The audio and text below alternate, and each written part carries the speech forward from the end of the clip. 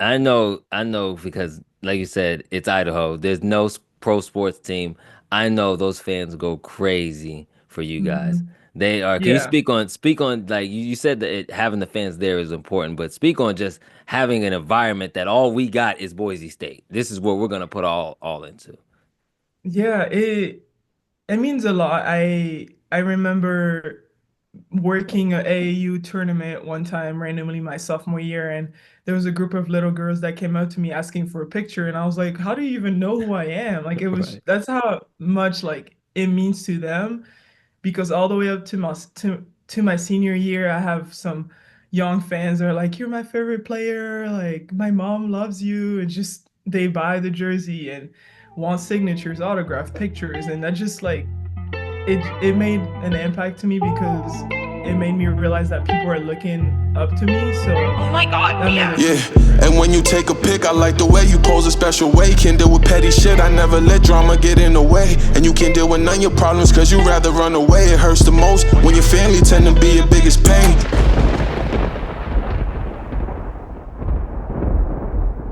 Today, we're thrilled to welcome a standout center slash forward who just graduated from the Boise State Broncos. Originally from Paris, France, she moved to the U.S. at the age of 13 years old and has since made a significant impact on and off the court. Over her collegiate career, she's been recognized as Mountain West Honorable Mention Team, earned a Mountain West Player of the Week honors, and achieved multiple All Academic All Mountain West selections. Notably, she also joined the 1000 elite she joined the elite 1000 point scoring club at Boise State. Beyond basketball, she's a mentor and voice in sport advocating for young female athletes. We're excited to dive into her journey, experiences, and insights both on and off the court. Welcome to Fast Break Focus, Elodie Latte. Lalotte. Sorry. Hey. How's it going? How's it going? How was that? Good. It was good. It's Elodie. Sorry, Elodie. Sorry, but Elodie. Sorry, yeah, Elodie. no, Sorry. you're all good. Gotcha. Sorry, it's the French thing. Sorry. Yeah, no, you're good. So, how is it going, Elodie? How are you doing? Good, good. Finishing up school, so it feels great to almost be done with classes and just getting some workouts in. I know that's right. I know that's right. It's almost done. Almost at the end, huh? Yeah, So, looking forward to it.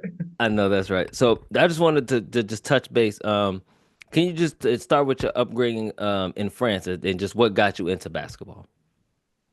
I mean, my mom put me in pretty much all the sports. I tried soccer, rugby, tennis, swimming. Like I did a bunch, and basketball was the only one I like really enjoyed. So at some point, like it was too expensive for my parents to pay for all the sports, so Right. we kind of had to narrow it down. My brothers picked soccer and tennis, and I picked basketball. I really loved it, so that's how I got started. I was Right. like probably 5 or 6. Right. Now, do y'all call it football over there, right? Y'all call it soccer. Yeah. Okay, yeah, gotcha, gotcha, gotcha. So what was it about basketball? What was some of your influence that made you say, you know what, basketball is the sport for me? Well, I was taller than everyone, so I think it made it easier for me. The I did read that you baskets was were 5'11", when you was when you was I was 12. yeah, Oh my I was goodness. really tall. So the baskets were shorter, so it was easy for me to score. I mean, at some point, like you had the baby baskets, so I would be dunking on them. So I really enjoyed that part of them. Right. So it made it really fun, and just being with the teammates that I had at the time, like as a kid, was just made it worth it. You said you was dunking. How low were the rims? It was the baby, the one you can like Oh, transport. okay, okay, gotcha, gotcha, gotcha. Yeah. It was just turn, get there at that point. Yeah, Almost like get it down to her, and we got two. exactly. It was like I was the tallest one. I would just stay in the paint and they would just give me the ball. So Gotcha, gotcha. So where did the American side of basketball come in at? Because I read that you came over here when you were 10. I was 11, I think. Okay. My Paris coach, he Hmm. organized some camps with a couple of players. Like I think we're four the first year we did it. He would get in contact with his American contact, who was Tariq Abdul Jabbar. I don't know if you know him. Hmm. Um, so they were in contact, and we would play with Tariq's club team for that summer for like a whole month. Would play in Vegas and San Diego, LA. Um, so I did that for 3 summers in a row. And the third one, I visited some high schools and stuff, and I really liked how basketball was played there and how the high school environment was. So that Mhm. really made me want to play in America. What were some of the differences that you've seen as far as basketball wise from France to America? It's a lot more physical. It Hmm. was faster, just different. I think European basketball is much bigger now, but back then it was not as big. Hmm. So when I came here and saw how big AAU was and just how many people showed up for sports and supported basketball, made me want to come here even more. I know that's right. I know that's right. So I seen that it took your mom. It took you a year of convincing Mom Dukes Yeah. to come on. What I know it's hard for any parent to send their baby across the Hmm. world. What was it that finally was like, okay, I think she's ready to go. Well, I was in a French basketball boarding school, and it was supposed to be 2 years. And after a year, they get to decide if they want to bring someone back or not. And so they didn't decide to bring me back. So during that whole year, my mom told me like, um, okay, we'll consider America and stuff, but you're in this boarding school, like Mhm. America is far from home, so we'll keep you at the boarding school. You don't know where it's gonna take you and all that. And then after that year, since they didn't take me back, I was like, okay, like this is my like you This have is to let it. me go now. Like, Yeah. I mean, I tried. Yeah. All So right. I think after that, like she really saw that. I mean, basketball was my dream, and American basketball, I was really, really excited about it. So she was like, okay, well, if anything happens, you're coming straight back, I but know that's right. I'll I go. know that's right. I just Yeah, had a so she daughter. made I just had a that daughter, and I clear. can't imagine sending her to France. Yeah, she made that very clear. Like, if anything happens, I'm coming straight back. But First flight too, every huh? yeah, yeah.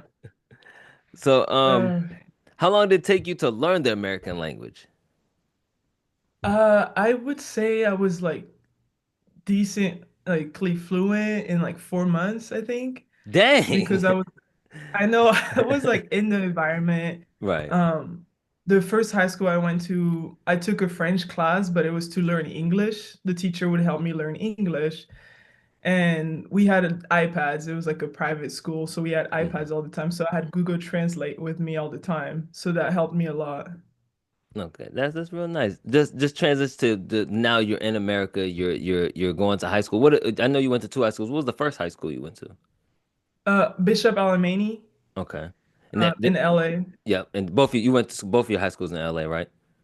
Well, I went to 3 high schools Oh, actually. okay, you went to three. Okay, okay. Yeah, I went to Bishop Alamany my freshman year, and then Gisera Catholic High School my sophomore year, and then Orangewood Academy, which was in Garden Grove, for my Hmm. junior and senior year. Can you speak on just the differences on why it was important for you to switch schools and eventually end up at Orangewood? Well, the first 2 years, I had a lot of issues with the coaches or the host families I was with. Hmm. Um, it was just a lot of issues. Like the process to getting me to America my freshman year wasn't made the right way because of the coaches and the host family. So I wasn't able to play that year. Mm. Just a lot of stuff, shady stuff that happened that Yeah. I had to separate myself from that environment. I hate that for you. I really do.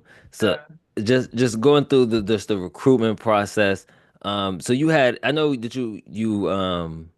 you had five schools that you were looking at that you were taking visits What to. What made Boise State the home for you? just the environment when I came here, especially after everything that happened in high school. I Hmm. want to make sure I found like a team that felt more like a family than just like I don't know. I don't even Yeah. know how to explain it, but I just wanted a family environment, good team bonding, good teammates, good coaches, and just the city in Boise. I mean, I know it's Idaho, and I didn't even know where Idaho was before I visited here. But I got here, and it's small, but it's not like that small. You compare it to LA, and it's definitely smaller, but it's just I think the perfect size. The people here are awesome. everyone supports you, everyone is there for you. So that made me really fall in love with Boise. Yeah, it was just it felt like home the moment you got there, huh? Exactly, yeah. What were some of the other schools that you took visits to? I took officials to Washington State Hmm. and New Mexico. Hmm. And then I took unofficials to like LMU and wow, this was a long time ago. I don't even remember. I understand. I understand. Just I, yeah, a few different schools too. yeah. So just going back to your freshman year, you did it, you was part of the COVID freshman year, wasn't you? Yeah, That I time, was. yeah. Can you Mhm. reflect on that time and when how did that affect you going forward as far as college basketball? It was weird because everyone was, I mean, it was dead at school. Like classes were dead. I think everyone was at home or Zoom classes and Mhm. practices. You had to like do drills where not as many people were next to each other. You had to wear a mask and the games was like fake clapping because there was no fans. So I it was bet just it was. I bet it weird. was very. I bet it was the weirdest Yeah, basketball you ever played in your life. exactly. Yeah, it was weird and it was hard to adjust because college is already hard, but when you don't have as many people around you to support you, it was hard, but um after that year passed, it got much better. Right. And to speak on that a little bit, what are some of the things that went better as far as I know, fans are not allowed in, teammates, we're more camaraderie, but what about it? What about that going forward was like, okay, now this is the Boys State I envisioned coming to. Yeah, well, just being able to do more stuff with my teammates, just more activities, being able to hang out with them outside of basketball, being able to meet the people that are there to support you. It could be like the athletic department administrators or the fans. The fans make a huge difference at a game. I mean, the real clapping was a lot different Yeah, than fake right, clapping. right. So yeah, being able to meet the people that are there to support you was great, and being able to hang out with them. Gotcha. I know because, like you said, it's Idaho. There's no pro sports team. I know those fans go crazy for you guys. Mhm. They are. Can you Yeah. speak on like you said that having the fans there is important, but speak on just having an environment that all we got is Boise State. This is what we're gonna put all into. Yeah, it means a lot. I remember working a AAU tournament one time randomly my sophomore year, and there was a group of little girls that came up to me asking for a picture, and I was like, "How do you even know who I am?" Like it was Right. that's how much like it means to them because all the way up to my senior year, I have some young fans that are like, "You're my favorite player. Like my mom loves you," and just they buy the jersey and want signatures, autograph pictures, and that just like it made an impact to me because it made me realize that people are looking up to me. So that made a huge difference. I know that's right. I know that makes you feel so special. The fact that wait a minute, you have my jersey on.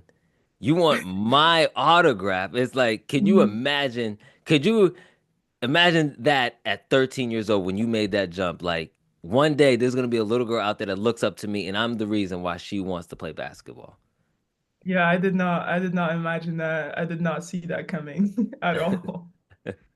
So, like, you was a very important piece to your team. You was one of the leaders as your senior year. Can you speak on just your leadership style and how you was able to, let's get the troops together? I think for me it was more like tough love. Right. For some of it, like my teammates, we had MK was our starting point guard and Hmm. captain and just the voice of the team. She was the biggest communicator and all that. And so you would listen to her, and at some point, if something was not getting through, like I would be the one talking to Come them big and be like, dog. okay, like you gotta do that, you gotta do this because I'm like pretty shy and like low key, so I don't really like to speak up in front of people and stuff. But you knew that if I did it, like it was like, okay, wait, we gotta step it up. Yeah, yeah, because if she's saying something that we definitely out of line. Yeah. So, just more about just Boise State and just your team. What were some of the things that you guys did off the court that's like we need this if we want this season to go where we want? What are some of the things? Because there's a lot of people out there that just like you don't know what Idaho is on the map or anything. But Hmm. like, what is it about that town that's like, okay, the team, we could do this. We go hang out here and stuff like that. Well, we did top golf, we did axe throwing, we hang out at each other's houses sometimes. I love to cook, so one time I made a meal, me and my roommate made a meal for the whole team, just doing little things like that. Most of us live with each other too, which helps a lot. Hmm. Um, and yeah, just having some times together outside of basketball, just hanging out at houses, playing some games. Our team is obsessed with catchphrase. I don't know why. I don't know if you know the game, but that's the go-to every time. It gets everyone like screaming and laughing and just those little things that like bring us all together.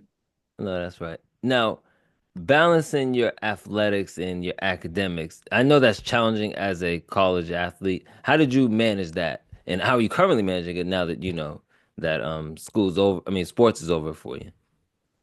The start was definitely rough, especially with COVID, just having everything online on our Zoom. It just makes it easier to like not do stuff or procrastinate. So yeah, I was just saying like beginning of the year, freshman, sophomore year were harder to like get into classes and just Hmm. doing everything. But then when basketball came around and sorry, I don't even know how I'm trying to say this, just like having the schedule and like balancing everything outside and around basketball made it easier. Just like, okay, today I'm gonna do this amount of homework at this time, and just yeah, just working ahead instead of waiting last minute to do stuff. Right, right. And so, how would you was you working on during school too as well? Last semester I did an internship, yeah. And so during the summer, I'm assuming, or during you got No, summer it was during workouts. the fall semester. Okay, yeah, yeah, yep, yep. Then and just speak on just the money portion of NIL and also that type of deal. What kind of NILs was offered for Boise State players? Well, I can't do NIL because I'm international, but my teammates have like restaurants and grocery stores and all that. Wait a minute, hold on, let's back up for a second. International players can't get NIL deals? Nope, we cannot because we have a student visa and not a work visa. Yeah. We're gonna put a call in. We're gonna change that. You're gonna be the one that I start the hope I change. hope you can. That would be great for the future student athletes because I think it's unfair. Th- But I yeah, we believe so can't. We too. can't. And I think we could start something here. We could get this. I think this the episode Mhm. here that's gonna get train moving, and you're gonna be the I pioneer agree. of this.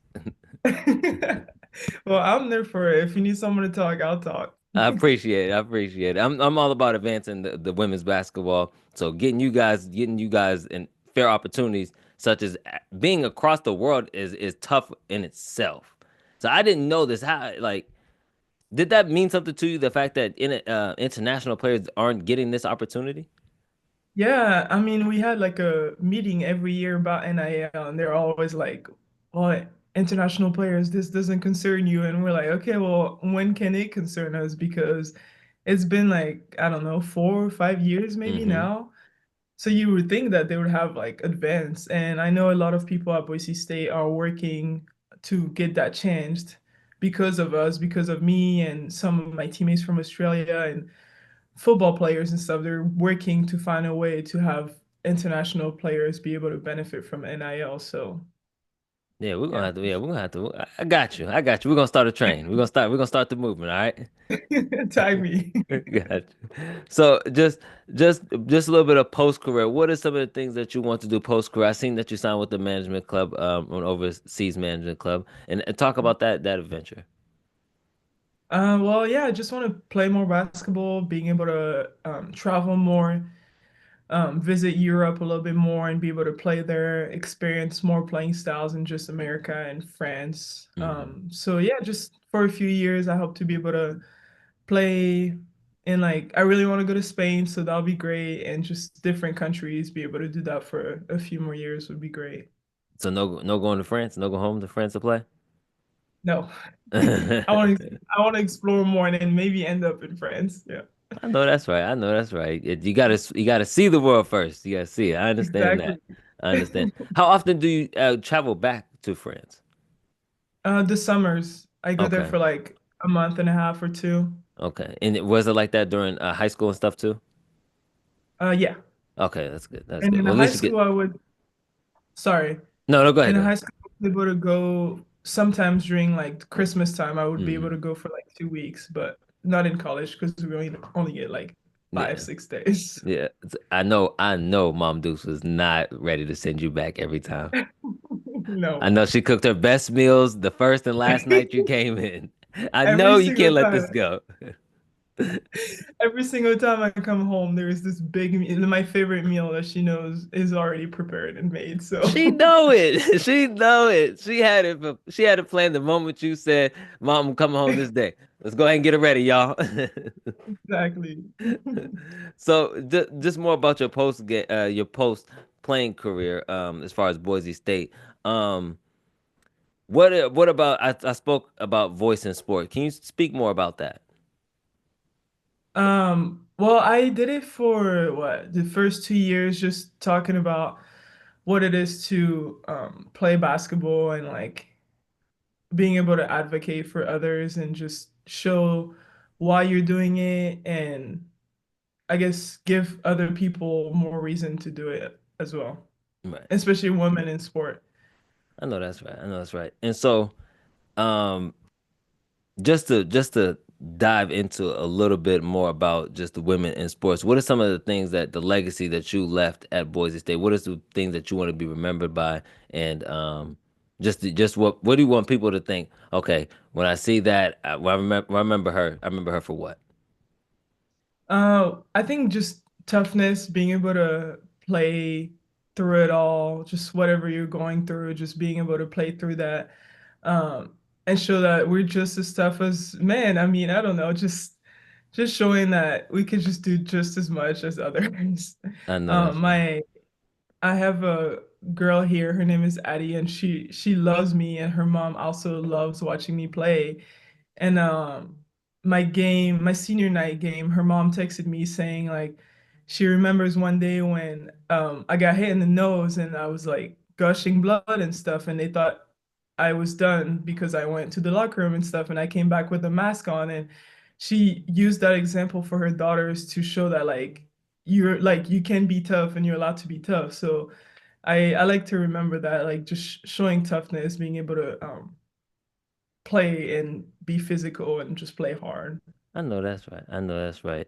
Now, what advice would you give to incoming student athletes that are coming into Boise State, the incoming freshmen? What advice would you give them? Probably that it's not always easy. I mean, everyone has hard days, not even just basketball, just in life. It's not always easy, and you can get through it all. I mean, I know, especially with the transfer portal now, it's hard to just leave and just I mean, it's easy to leave. It's easy to go away from like hard situations, but it always ends up like working out. Mhm. For me at least, it always ended up working out. So just it's you're gonna have hard days and easy days, and your coaches are gonna be tough on you one day, and they're gonna be easier on you another day. And it's not because they hate you; they just want to see you succeed. So No, that's right. I know that's right. So, you spoke just about the transfer portal and everything just a little bit. What was your decision for? Because right now the transfer portal is popping right now. Everybody is Mhm. in it. Anybody who's anybody is in it right now. What was your decision to like? You know what? I love Boise State so much. This is not. It was the family atmosphere of the fans, or was it just simply, I just don't want to go nowhere else. You know? I didn't want to go anywhere else, but the environment here is definitely what kept me here. But I do know that the transfer portal, like the biggest reason why people transfer now is because of NIL. So I definitely think that some and us international students not having access to NIL definitely makes it easier to just stay places because you don't have that Yeah, yeah. option. You don't But have that option like everybody else. That's right. yeah, I but know that's even right. if I did, I don't see myself being anywhere else than here. Gotcha. I know that's right. Go Boise State. I know. I know it might sound tough, but it's not as bad as it sounds. Right. And really, the last thing I have for you, this has been amazing. I really appreciate you for jumping on. And the last thing I really have for you is something I have everybody end off with is I need a quote. I need a quote from you. A quote. Something that you want Oh, everybody to you think go. about. Hmm. I don't even know. What could be a What's the one quote? thing you think about before the game? What's the one quote that runs through your head before you step onto the court? I just always tell, well, my coach always told me to like I play too fast sometimes. So I just pretty much tell myself like slow down, you got it, or just something like that. Like just take your time, don't get in your head too much, and just look forward. I know that's right. I really know Like that's my quote. right. We appreciate your time, and this has been another great episode. You are more than welcome to join anytime. We are going to start advocating for international players to start getting NILs because I did not know that information. I'm so glad that you shared that information because that is something that needs to be discussed, and sadly, it is not being discussed. So we're definitely going to definitely put a word in and start advocating for it. Sounds good. No, Gotcha. I'm right there for it though. So just let me know. Gotcha. Thank you so much. Thank you guys for jumping on the podcast. It's been another great episode. Thank you. Thank you. I love you still, even though you hard to deal with. That's how it's supposed to be. If I just call you family, it's just a tactic that I use. I make it hard to handle me to see if you with me when I lose, or if you just gon' up and leave. I can't reopen none of these bruises. Stupid cycles make me weak. If you tell me you in need,